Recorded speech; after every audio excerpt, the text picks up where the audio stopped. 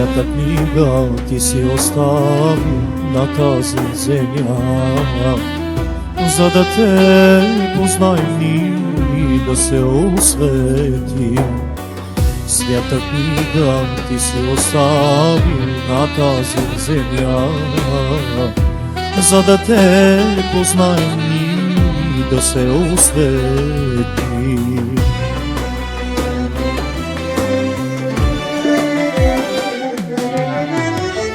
Библия нарича се тази свята книга, подарена от небе, за да се спаси.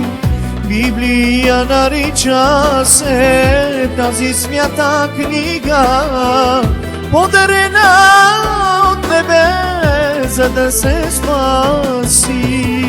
Славен си ти, мощен си ти, Господар на господарите, ти си всичко за мен. Славен си ти, мощен си ти, Господар на господарите, ти си всичко за мен.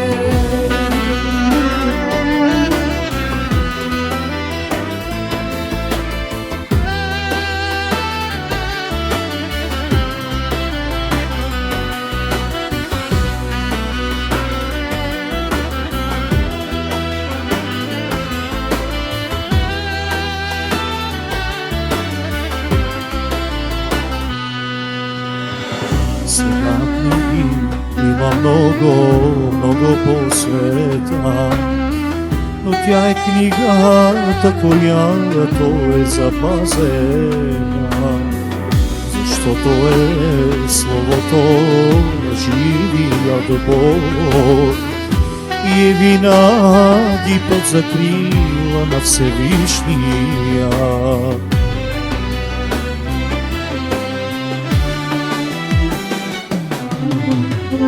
Библия нарича се тази свята книга, подарена от небе, за да се спаси. Библия нарича се тази свята книга, подарена от небе, за да се спаси. Славен си ти, мощен си ти, Господар на господарите, ти си всичко за мен.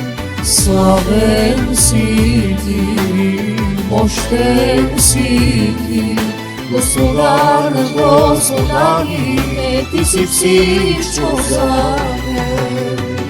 Библия нарича се тази свята книга, подарена от небе, за да се спаси.